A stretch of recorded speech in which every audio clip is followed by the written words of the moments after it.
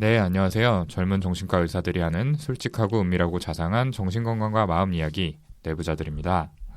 본격적인 방송에 앞서서 저희 오늘 녹음에 참여한 4명 소개하고 시작하도록 하겠습니다. 예, 안녕하세요. 김지용입니다. 네, 안녕하세요. 허규영입니다. 안녕하세요. 손정현입니다. 예, 그리고 저는 사회를 맡은 오동훈입니다. 자, 오늘 저희 멤버 중에 윤유 선생님이 녹음에 불참하셨는데 아마도 그동안 그렇게 말해오던 1인 방송을 런칭하러 이제 떠나신 것 같아요. 맞죠? 저한테는 오늘 그 외래 진료가 있어서 못 온다고 이렇게 하셨는데 여기 녹음실 들어오는데 옆방에 좀 비슷하게 생긴 분이 앉아 계시더라고요. 그런 얼굴이 또 있나요? 근데 저번에 이제 강박장애 저희 방송했을 때 좀 위험 발언 했었잖아요. 네. 예. 그래서 잡혀갔다는 소문도 있어요.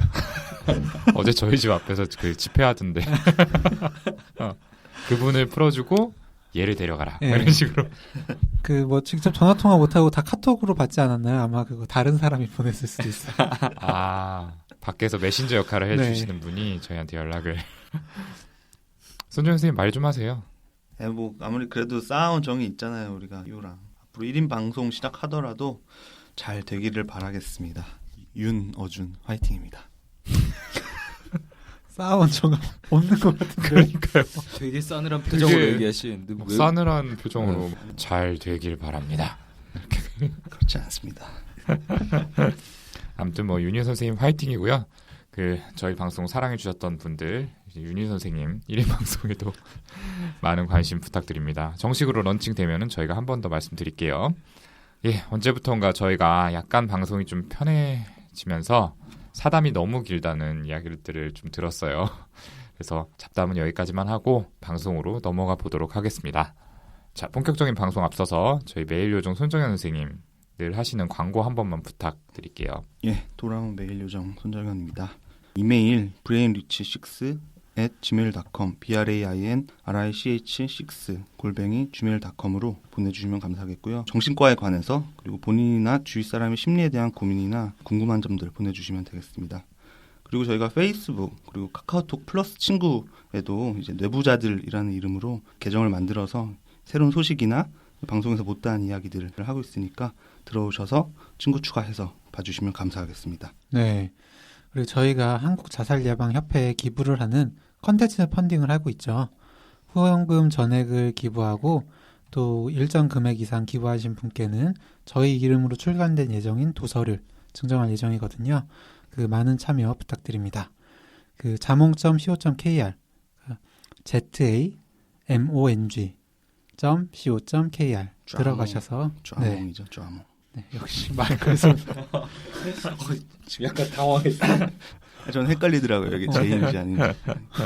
혹시 약간 조증이 되신 거 아닌가? 네, 거기서 프로젝트 탭 누르시면 참여하실 수 있습니다. 네, 근데 이게 사실 조금 번거롭지만 회원가입을 해주셔야 가능하더라고요. 그게 회원가입 안 하고도 좀 될 수 없냐 저도 여쭤봤는데 그 기술적인 문제 때문에 회원가입을 해야 된다고 하고 그리고 저희 청취자분들 중에 이게 핸드폰으로 시도하다가 잘 안 된다고 실패하신 분들도 사실 계시더라고요. 그래서 그분들께 참 죄송하다는 말씀을 드리고 이렇게 조금 기술적으로 미흡한 점이 있는데도 불구하고 지금까지 참여해 주신 여러분들께 진심으로 감사드립니다. 네, 저희 청취자분들 항상 애청해 주시는 거 감사드리고요. 좋은 일에 기부하는데 동참까지 해주신다면 더욱 감사드리겠습니다. 근데 그러고 보니까 저희 오늘 준비한 주제가 방금 지용 형 말한 이 펀딩하고 관련이 있는 내용이죠. 왜 사회자가 얘기를 안 했는데도 스포일링을 이렇게 하시죠? 아, 죄송. 영혼 없는 리스폰스 진짜. 확실히 좀 뜬 것 같은데? 좀 평소랑 느낌이 다른데 아무튼 한 번 더 이러시면은 옆방에서 녹음하고 계신 우리 윤예 선생님 곁으로 가셔서 2인 방송 하시도록. 요즘 또 2인 방송 많잖아요. 송은이 씨, 김숙 씨가 하시는 것도 있고 두 분도 좀 그러네요. 송은이, 김숙 씨 좋아하는데. 왜요? 왜요? 아니에요. 넘어가 주세요. 요즘 팟캐스트 최상위권을 굳게 지키고 계신 분들인데 저희와는 비교가 안 되는 그러니까요. 높은 순위에 계시긴 하죠. 근데 두 분의 조합도 매력적일 거라고 생각해서요. 그쪽으로 보내드릴 테니까 앞으로 좀 조심해 주세요. 아무튼 이제 진짜로 본격적인 방송 시작해 보도록 하겠습니다. 저희가 펀딩을 통해 모인 수익을 전액 자살예방협회에 기부하기로 한 것도 자살이 워낙 심각한 사회적 문제이기 때문에 그러한 결정을 한 것이었는데요. 사실 자살이라는 이슈는 저희 정신과 의사들도 치료 과정에서 굉장히 중요한 문제로 늘 부딪히고 또 고민하게 되는 그런 문제거든요. 선생님들은 좀 자살하면은 어떤 생각들이 먼저 드세요? 예, 자살에 대해서 좀 가장 많이 접하고 또 이렇게 터놓고 이야기하는 것이 저희 정신과 의사들이겠죠. 지금까지 자살 생각을 이야기하시는 분, 또 뭐 계획하시는 분, 실제로 시도까지 하신 분까지 정말 많은 분들을 만나 뵀지만 아직도 뭐 죽고 싶어요. 어떻게 해야 죽을 수 있는지 알려주세요. 같은 이야기를 들으면 가슴이 덜컥 내려앉고 두려운 마음도 드는 게 사실이에요. 맞아요. 저희 그 메일 사연으로도 죽음에 관한 어떤 생각이나 고민들 얘기해 주시는 분들이 사실 굉장히 많잖아요. 그렇죠. 네, 그렇죠. 많고 좀 읽을 때마다 좀 안타까운 사연들이 많은데 사실 뭐 여기 지금 방송하고 있는 저희도 그렇고 누구라도 살면서 한 번쯤 죽고 싶다, 죽어버릴까 라는 생각을 정말 괴로울 때 안 해보신 분은 없을 것 같아요. 네. 그렇지만 실제로 그런 그 충동을 행동에 옮기거나 그게 진짜로 성공을 해버렸을 때 남아있는 주위 사람들이 받는 고통은 정말 너무 큰 것 같습니다. 그렇죠. 개인적으로 이렇게 뭐 친분이 없어도 이게 뭐 대중매체에서 어떤 분들이 뭐 자살했다는 이야기를 들으면 되게 가슴이 아픈데 저희가 이제 진료를 직접 했던 분을 뭐 자살로 잃게 되면은 되게 충격적이고 가슴이 많이 아프죠. 네. 네, 네. 맞아요. 여기서 뭐 그런 것들을 자세히 말씀드리는 거는 물론 어렵지만 저희 아마 다 있죠. 네. 네. 저희들도 모두 그에 관한 기억들이 있고 끝까지 도와드리지 못했다는 죄책감 같은 것도 당연히 들어요. 그래서 더 많은 다른 분들을 잘 도와드려야 한다는 책임감도 생기는 것 같고요. 네, 그렇죠. 이 자살이라는 것이 고통이나 충격이 너무 크다 보니까 좀 자유롭게 이야기하거나 직접 죽고 싶은 생각에 대해서 물어보는 게 아무래도 좀 금기처럼 여겨지는 부분이 있어요. 그런데 원론적으로 좀 생각을 해봤을 때 이런 극단적인 선택을 하거나 죽음에 대한 생각을 하는 것 이런 것들은 좀 왜 하게 되는 걸까요? 일반적으로 자살 시도를 하시거나 자살 사고를 호소하시는 분들 면담을 하면 가장 많이 하시는 말씀이 지금 이렇게 계속 사느니 죽는 게 나을 것 같다는 말씀이에요. 어떻게 해도 상황이 나아질 기미가 보이지 않다 보니까 견딜 수 없는 고통을 끝내는 방법으로 자살까지 생각을 하시는 거죠. 현실에서 도피하고 싶은 마음, 더 살아도 나아질 것 같은 희망이 보이지 않는 무망감이 자살의 중요한 심리적 이유겠죠. 네. 방금 규영이가 이제 심리적인 이유에 대해서 이야기를 해주었는데 자살을 생각하는 분들은 자살에 대한 환상 그리고 소망 같은 게 있다고 해요. 그 자신을 궁지에 몰리게 한 사람들에게 막 복수를 한다거나 아니면은 뭐 잘못을 저지른 스스로를 처벌하고자 하는 마음, 혹은 뭐 본인을 컨트롤하고 싶은 마음, 뭐 속죄하거나 희생을 하는 그런 마음. 또 다른 걸로는 이제 뭐 다시 태어나서 새로운 세상에서 살고 싶은 마음 같이 현실에서는 이루기 어려운 환상이나 소망 같은 것들을 좀 얘기하시는 경우들이 있어요. 네. 이런 분들 면담을 하다 보면 내가 살아있어서 문제고 내가 없어져야지 주위 사람 전부가 다들 편해질 것 같아요. 이런 어떤 뭐 죄책감, 죄의식 그리고 속죄에 대한 마음을 표현하시는 분들 많이 봤어요. 사랑하는 사람을 잃거나 자기 자존감에 큰 상처를 받는다든지 그런 여러 가지 이유 때문에 현실에서 너무 큰 고통을 지속적으로 받다 보면 그런 소망, 좋지 않지만 소망이라는 게 생기고 그래서 자살까지도 생각을 하게 되시는 것 같습니다. 네, 그리고 또 어떤 경우에는 이 죽은 사람과 하나가 되고 싶은 소망, 이 재결합에 대한 소망으로 자살을 선택하는 경우도 있죠. 네. 특히 배우자나 가족처럼 좀 중요한 사람이 죽고 난 일주기가 됐을 때 이런 소망으로 자살 시도를 하는 분들이 간혹 계세요. 이렇게 저희가 자살의 심리적인 이유에 대해서 간단히 이야기를 해봤는데 좀 더 전통적인 정신분석적 관점에서는 좀 자살을 어떻게 보는지에 대해서도 좀 얘기를 해볼까요? 당연히 윤희우 선생님이 설명을 해줘야 되는데 네, 방송에서 이제 빠지신 덕분 옆방에 계신 거 잠깐만 불러서 설명 부탁드릴까요? 아무튼 없으니까 제가 좀 설명을 드리면은 일단은 당연히 프로이트의 설명을 드리지 않을 수가 없겠죠. 예전에 반복 강박을 저희가 설명드릴 때도 잠깐 언급했던 건데 타나토스라는 개념이 있어요. 그 인간은 자신에 대한 그 파괴적인 본능이 있고 그러니까 살고자 하는 그 본능 말고도 파괴적인 본능이 있고, 그래서 자살에 대한 생각도 그냥 당연히 본능의 일종이다라는 게 이제 프로이드 얘기고요. 또 프로이트가 한 다른 얘기는 이제 사람이 다른 사람을 죽이고 싶을 정도로 화나고 분노가 드는 그런 충동이 들 수 있는데, 그런 충동이 자기 자신에게 전치가 되면서 상대방에 대한 공격성이 내면화가 되고 자살을 하게 된다고 이렇게 설명을 했어요. 네, 그렇게 설명하셨죠. 그리고 또 칼 매닝거라는 미국의 정신과 의사 계신데요. 이분은 이제 프로이트 생각에 더해서 다른 누군가를 죽이고 싶은 소망이 이제 단지 자신에게 전치되는 것뿐만 아니라 복수의 의미도 있다고 했어요. 아까 복수에 대한 소망 잠깐 지용 형이 얘기했는데, 칼 매닝거는 이 자살만이 부모에 대한 유일의 복수의 방법이다, 그렇게 생각해서 자살을 하게 된다, 이런 예를 들기도 했었죠. 네, 그리고 칼 구스타프 융이라고 하는 정신분석학의 대가가 있는데, 이분은 이미 생의 마지막 의미를 상실했다고 절실하게 느끼는 사람들이 정신적인 재생을 갈구하는 어떤 무의식적인 소원이 자살이라고 표현을 했어요. 현실에서 더 이상 희망이 없다고 완전하게 느껴버리게 될 때 선택하는 방법이 자살이라는 거죠. 네, 지금 이제 말씀해 주신 것들처럼 여러 가지 이론이 있는데, 또 한편으로 드는 생각이 사실 정신분석적으로 원인이 뭐냐라는 걸 따지는 것보다 자살을 줄일 수 있는 치료 효과가 얼마나 있느냐, 이거를 좀 더 중요하게 생각을 해야 될 것 같다는 생각이 드네요. 근데 한 연구에 따르면은 심한 자살 사고나 충동이 있는 우울증 환자들에서 이런 정신분석이나 정신치료만 시행한 경우에는 약 16% 정도에서 좋은 결과를 봤다고 하는데요. 반대로 약물 치료를 좀 함께 병행한 그룹에서는 80% 이상에서 좋은 결과를 봤다고 하더라고요. 네. 그러니까 말하자면은 좀 심리적, 정신분석적으로 원인이 어디 있었던 간에 일단 발생한 뇌의 변화가 자살까지 이르게 하는 것이기 때문에 그것을 정상적으로 되돌리는 약물 치료가 꼭 필요하다는 그런 얘기가 되겠습니다. 그러면 이런 뇌의 변화는 좀 어떤 것이 있는지 거기에 대해서도 얘기해 보면 좋을 것 같아요. 예, 뇌의 변화. 일단은 이런 자살 생각하는 분들한테 나약하다거나 아니면 뭐 그럴 생각할 시간이 어딨냐, 바쁘게 살면 그런 생각할 시간도 없다, 이런 말을 하기도 하는데, 이건 진짜 의지의 문제라거나 본인이 조절하기 어려운 그런 거거든요. 이렇게 이제 자살을 생각하는 분들한테 발견되는 실제 질환의 증거들이 있어요. 저희가 매번 이야기하는 세로토닌이 여기서도 나오는데, 이제 자살하신 분들의 뇌에 있는 척수액을 조사해 본 결과 그 세로토닌 대사체가 일반 이제 다른 사람들에 비해서 낮게 측정이 됐죠.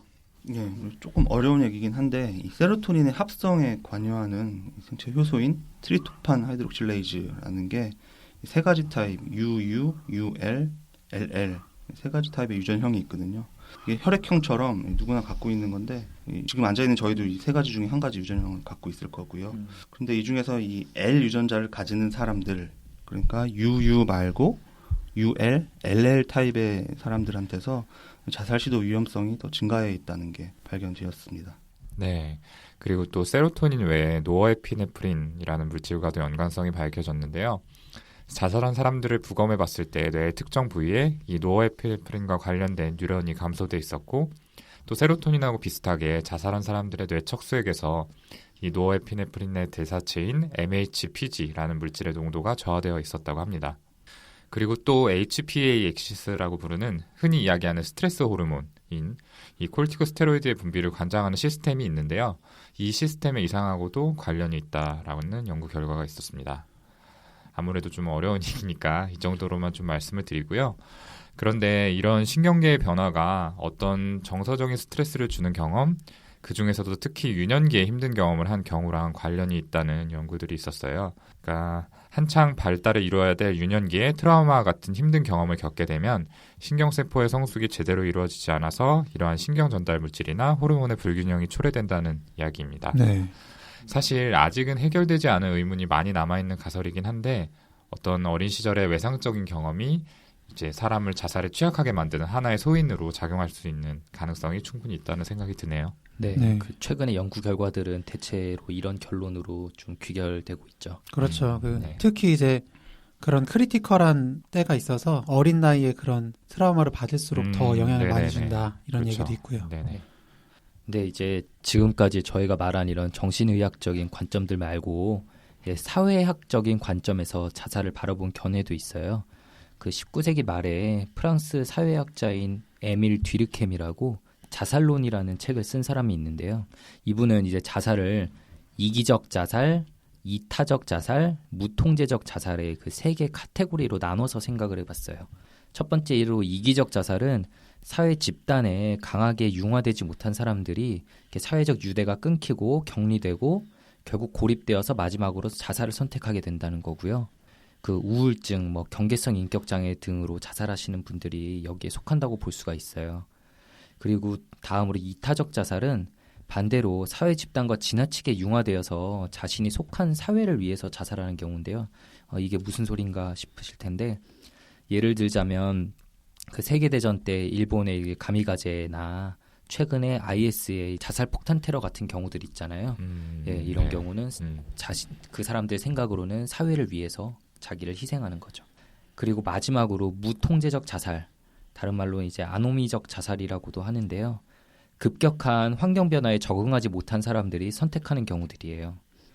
예를 들어서 갑자기 직장에서 해고된다거나 이혼을 당한다거나 시험을 망치고 자신의 비리가 적발되고 막 이런 상황에 급작스럽게 자살을 하는 케이스들이 있잖아요. 그런 것들이 여기 속하고요. 그래서 뒤르케미 하는 말은 자살이 단순히 그 개인의 문제가 아니라 사회가 구성원들을 좀 더 끈끈하게 연결해주고 바람직한 삶의 목표들을 제시해줄 수 있다면은 자살을 예방할 수 있다는 좀 얘기를 했어요. 네. 조금 부연 설명을 하자면 이 뒤르켐은 자살을 개인 차원의 문제가 아니라 사회적 현상으로 본 첫 번째 연구자였습니다. 방금 지용 형이 말한 것처럼 자살을 개인적 원인이나 어떤 비사회적인 원인, 예를 들어서 나이나 성별, 정신질환의 유무 이런 것들로 설명하는 게 옳지 않고 사회학적으로 설명해야 된다고 주장을 했어요.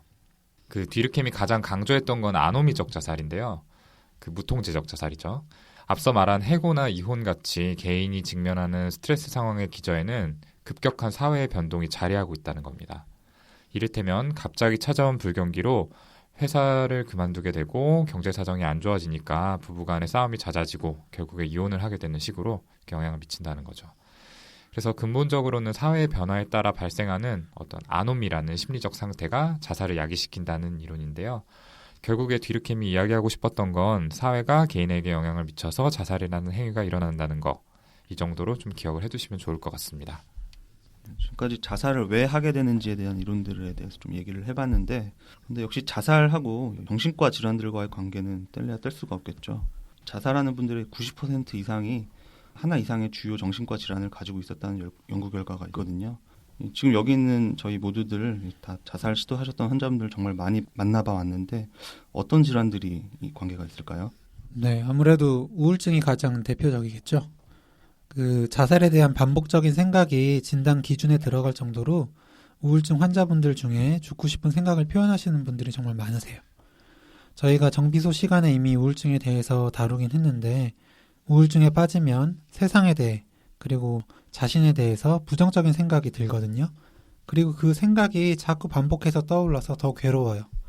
또 안 좋은 일들이 자기가 다 잘못해서 생긴 것 같기도 하고요.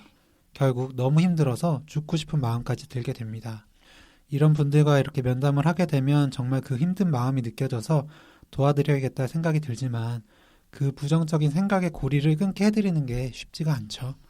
또 현실에서 환자분들을 힘들게 하는 그런 여러 요인들이 있는데 그걸 또 당장 없애기도 어렵고요. 네, 역시 우울증이 딱 머릿속에 떠오르는 1번이었고요. 그 주요 우울증 외에 다른 기분 장애들도 그 자살의 위험성을 높여요. 예를 들면은 최소 2년 이상 우울감이 지속되는 지속성 우울장애라는 질환도 있고요. 이 질환 같은 경우에는 이제 환자분들께서 나는 어릴 때부터 평생 우울했던 사람이다라고 얘기하시는 경우가 많죠. 네. 그리고 일반적인 생각과 달리 이제 조울증의 조증 상태에서도 자살 위험이 굉장히 높아요. 보통 조증 생각을 하면은 우울증하고 반대다. 기분이 좋고 막 들뜨고 다 낙관적으로 느끼고 활발하게 행동하는 상태 아니냐 이렇게 생각하시기가 쉬운데 이런 상태는 전형적인 이제 육회성 조증이라고 하고요. 그 비율이 전체 조증 중에 10% 정도밖에 안 돼요. 그럼 나머지 조증은 이제 뭐냐 하면은 주위 사람들이나 자극들에 굉장히 예민해지고 충동적 그리고 폭력적인 행동을 하기 쉬운 과민성 조증이라는 걸 보이는 분들이 더 많거든요. 그래서 이런 상태에서 여러 가지 스트레스를 겪게 되면 충동적으로 자살 시도할 확률이 좀 높아지는 거죠. 네. 이런 여러 기분장애 상태에서는 자살에 대한 생각이 훨씬 많이 드는 것뿐만 아니라 이 자살에 대한 생각이 실제 시도로 이어지는 비율, 또 이런 시도 후에 정말 사망에까지 이르게 되는 비율이 일반인들하고 비교했을 때 2배에서 많게는 10배까지 높다고 합니다. 앞에서 자살자의 90%가 정신과 질환이 있다라는 얘기를 해줬는데 그중에서 70%를 차지하는 게 이런 기분장애 환자분들이죠. 주로 30세 이후에 자살을 하는 분들의 경우에 이 기분장애를 앓고 계시는 경우가 많다고 하고요. 반면에 30세 이전에 자살을 하는 경우에는 알코올이나 아니면 다른 물질 사용 장애가 큰 비중을 차지한다고 합니다. 이런 알코올 장애 같은 질환에서는 충동성과 폭력성이 증가되어 있고 현실 검증력이 떨어진 경우가 좀 많기 때문이고요. 또한 장기간 이런 알코올이나 다른 물질 의존이 지속됐을 때 2차적으로 우울증이 발생하기도 하기 때문입니다. 예, 이런 기분장애 별개로 이 인격장애도 이 자살 그리고 자해와 관계가 깊습니다. 특히 이 경계성 인격 성향이 심한 분들은 누군가에게 버림받는다는 불안을 상대방한테 호소하기 위해서 자해를 하게 되고 또는 이런 불안이나 만성적인 공허감 같은 부정적인 감정을 일시적으로 해소하게 되는 패턴으로서 어떤 습관이 돼버린 자해 행동을 하시는 경우가 많이 있거든요. 그렇죠. 보통 이렇게 자해를 반복하시면서도 저희가 여쭤보면 뭐 죽음에 대한 생각이 없었던 건 아니지만 이번엔 죽으려고 한 게 아니고 그냥 속상해서 그랬어요. 이렇게 네네. 부정하실 때가 많이 있거든요. 네, 그 자해를 하고 나면은 일시적으로 마음이 편해지신다고 하시는 네. 분들 네, 사실 그 많죠. 얘기 많이 많잖아요. 하시죠. 음. 네. 저희는 뭐 응급실이나 진료실에서 그런 말씀을 들으면 꼭 드리는 말씀이 이 자해를 반복하시게 되면 점점 정도가 심해질 수밖에 없고 그리고 그러다 보면 어느 순간 충동적이거나 아니면 정말 실수 때문에 돌이키지 못할 결과로 이어지는 경우가 많이 있습니다. 이런 말씀을 좀 강조를 해서 본격적으로 꾸준한 치료를 좀 시작하시도록 당부를 드리는데요. 네. 주로는 응급실에서 이런 분들을 뵙게 되는데 대부분은 그 치료에 대한 의지가 별로 없으셔서 그냥 급한 응급처치만 받고 집에 가셨다가 얼마 안 돼서 또 더 위독한 상태로 다시 오게 되는 경우도 많이 있어서 좀 안타까운 경우가 있습니다. 그렇죠. 진짜 막 네네. 술 드시고 나서 막 충동적으로 네, 평소 하시던 걸 더 크게 하다가 크게 다치시는 분들 계시거든요. 네, 맞아요. 네. 이렇게 위험할 수 있는 건데 사실 만성적으로 자해하거나 자살 사고를 표현하는 경우에 주변에서는 좀 지치잖아요. 아무래도. 그래서 좀 대수롭지 않게 반응하거나 너 또 그러냐? 너 어차피 안 죽을 거 아니냐? 이런 식으로 반응을 보이는 경우들을 좀 봤어요. 근데 사실 이런 분들은 방금 손정현 선생님이 말한 것처럼 감정적으로 좀 불안정하고 충동적인 측면이 있어서 그런 얘기를 들었을 때 갑자기 좀 위험한 실제적인 자살 시도를 하는 경우가 있거든요. 그러니까 좀 그렇게 반응해서는 안 되겠죠. 저희 정신과 의사들도 아무리 만성적인 자살 사고가 있는 분이라고 하더라도 그 자체를 절대 가볍게 여기지는 않습니다.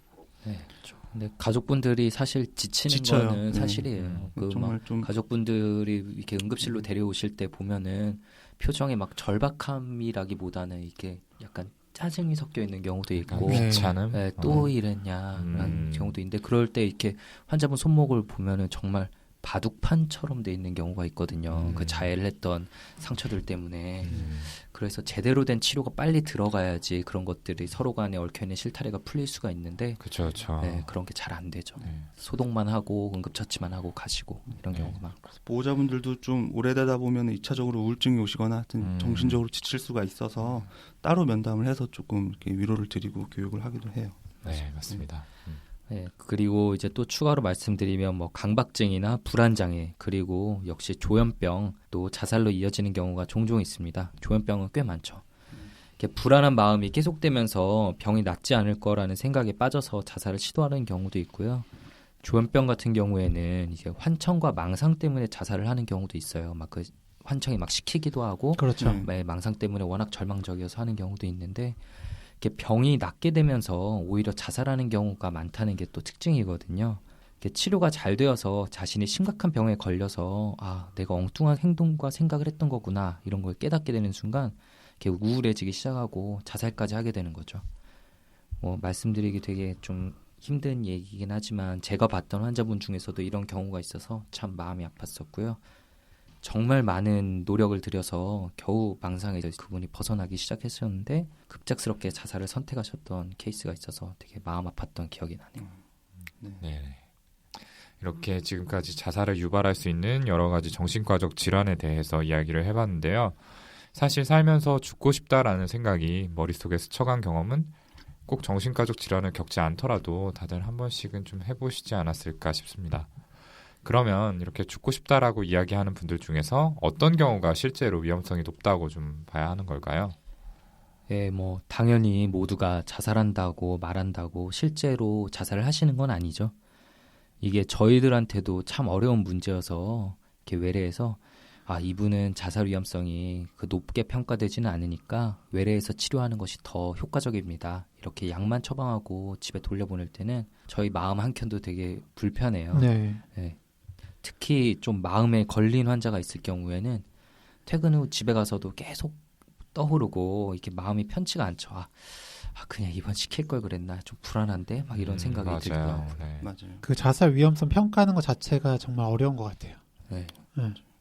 그 여러 가지 요인들 때문에 이 정신과 질환을 앓는 분들이 자살에 대한 생각을 갖는 경우도 일반인에 비해서 많고 실제로 시도를 하시는 경우도 훨씬 높다는 얘기를 앞에서 했는데, 근데 뭐 어떤 이유로든 어떤 사람이 자살에 대한 생각을 갖고 있을 때 이게 실제 자살의 시도로 이어지게 하는 요인, 그러니까 홧김에 저질러 버리게 만드는 거는 이 높은 충동성과 공격성이 큰 영향을 미칩니다.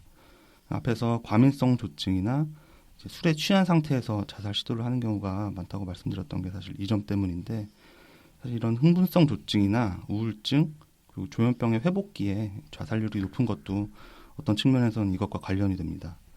이 우울증의 한가운데 심한 상태에 있어서 손가락 하나 까딱할 기운조차 없는 힘든 상태에서는 이 생각이 있어도 행동으로 옮기지를 못하는데, 치료를 받고 조금 증상이 나아져서 어느 정도 에너지를 되찾고 나면은 오히려 전부터 생각해왔던 자살에 대한 생각들 그리고 계획을 충동적으로 실행해 버릴 수가 있는 거고요. 치료를 받고 그래서 기분이 회복되기 시작한 이런 환자분들 그리고 그 보호자분들한테 저희가 외래나 이 병동에서 늘 당부를 드리고 있는 내용입니다. 앞으로가 오히려 더 위험할 수도 있고 더 가능성이 높으니까 잘 관찰해 주시고 필요하면 즉시 저희한테 도움을 청하시라고요. 네. 그 우울증의 경우에 질병 초기랑 그리고 나중에 회복기가 자살의 위험성이 높은 시기다. 이게 좀 매우 중요한 좀 포인트죠. 그리고 항우울제를 복용하면 자살률이 높아지는 게 진짜냐 이렇게 많이들 좀 궁금해 하시거든요. 이것도 회복기에 자살의 위험성이 높은 이런 현상 때문인데요. 전체적으로 봤을 때 항우울제가 우울 증상을 줄여서 자살 위험도 낮추는 거는 당연합니다. 근데 이제 치료로 증상이 회복되는 과정에서 항우울제가 이제 기운을 북돋아주는 효과가 있잖아요. 그게 이제 아직 증상으로 남아있는 자살 사고에 악영향을 미쳐서 자살 시도로 실제로 이어지는 경우가 있다는 보고들이 있으니까 좀 그런 경고 문구가 들어가게 된 거죠. 네, 그렇죠. 뭐 사실은 이제 약 때문이라기보다는 우울증에서 회복되는 과정에서 생겨날 수밖에 없는 위험이다라고 봐야 될 텐데, 그런 경고 문구가 들어가 있다 보니까 많은 분들이 불안하셔서 치료를 기피하시는 경우가 있는 것도 사실이에요. 네. 약 처방받고 안 드시는 분들 중에 진짜 그 약전 읽어보고 이것 때문에 내가 안 먹었다라고 하시는 분들이 네, 있더라고요. 보호자분들도요. 그런 네. 거 보시고 더 위험한 거 아니냐라면서 약 못 먹게 하고 그런 분들도 네. 계시죠. 네. 이제 그래서 증상이 좋아지고 있는데도 계속 자살 사고를 호소하시는 분께는 지금 상태에서는 이런 프로작 같은 기존 항우울제 말고 이제 충동성을 낮추는 리튬 같은 다른 약물을 쓰는 게 좀 좋겠구나, 그게 안전하겠구나라고 판단을 해서 이제 리튬 같은 약을 처방하게 되는 경우가 있습니다. 네, 그리고 조현병의 경우에는 제가 또 말씀드리는데, 그 치료를 받고 증상이 호전되면 본인의 병에 대한 통찰력이 생기면서 앞으로 내 인생은 끝장이구나, 이런 절망감이 급격하게 심해지게 되거든요. 솔직히 그 사실을 받아들이기가 얼마나 힘들겠어요. 뭐 절망적일 거고. 특히 그래서 병이 나기 전에 이렇게 사회 경제적으로 활발한 활동을 하던 젊은 분들이 특히 더 위험해요. 그리고 그분들이 첫 퇴원을 한 그 직후의 수개월 동안이 자살의 위험성이 특히 높은 기간이거든요. 엄청나게 높다고 알려져. 네, 그렇죠. 그래서 우울증의 경우처럼 퇴원하는 환자분과 보호자분들한테 당부와 주의를 꼭 드리죠. 그 기간 동안은 외래도 더 자주 오게 이렇게 부탁을 드리고요. 네, 맞아요. 이렇게 조현병과 우울증의 회복기에 좀 더 위험할 수 있다라는 얘기를 했는데, 좀 전반적인 이야기도 해볼게요. 일단은 남자분이 더 위험해요. 왜냐하면은 이 자살 기도 및 자살에 대한 생각 자체는 여자분에게서 3배 더 많은데 이 자살 성공률은 남자가 4배 정도 많다고 합니다. 네, 그렇죠. 방법이 충동적이고 공격적이고 과격해서 그렇죠. 네, 더 위험하고 극단적인 방법을 쓰기 때문이고요. 또 연령이 늘어날수록 자살률도 증가하는 경향이 있습니다. 그리고 이제 이혼한 분이 가장 좀 위험하다고 하고 이후로 이제 미혼, 기혼, 자식이 있는 기혼분 순으로 그 위험도가 낮아진다고 하고요. 직장이 있는 사람보다는 없는 사람이 뭐 자살을 더 많이 한다는 연구 결과가 있었습니다. 그렇죠. 그래서 예전에 이렇게 외울 때 그 실직하고 이혼한 45세 이상의 남성이 제일 위험하다 이렇게 외웠던 기억이 나고요. 네. 그리고 또 특이한 게 전문 직종에서 자살률이 더 높아요. 의사나 뭐 법조인 등이 그렇고요. 특히 그 중에서도 정신과 의사의 자살률이 가장 높다고 자그마치 교과서에 나와 있죠. 그렇더라고요. 이혼율도 정신과 맞아. 의사가 제일 높았던 것 같은데. 깜짝 놀랐는데 네. 불행의 아이콘 같은. 그래서 저희 다들 좀 서로 잘 챙기죠. 맨날 네. 뭐라고 욕만 하지 말고. 그러게요. 네. 저 비난 좀 그만해 주시고요. 그리고 또 중요한 게 이 사람이 진짜 자살 위험이 높은가를 판단하는 데 있어서 가장 높은 예측 인자는 역시 이전에 자살 시도를 실제로 했던 과거력이 있냐입니다. 특히 첫 자살 시도를 한 이후에 3개월 이내가 다시 시도를 할 수 있는 제일 위험한 시기라고 되어 있습니다. 네, 지금까지 이렇게 자살을 유발할 수 있는 정신과 질환들 그리고 어떤 경우에 실제적으로 좀 위험할 수 있는지에 대해서 이야기를 해봤는데요. 아무래도 좀 내용이 많았던 것 같아요. 그래서 잠깐 쉬고 2부에서는 이 자살 문제가 우리나라에서 얼마나 심각한 수준인지 그리고 정신과에서는 자살 생각을 가진 분들에게 어떤 치료를 하는지 등에 대해서 좀 이야기를 나눠보도록 하겠습니다. 계속해서 들어주세요.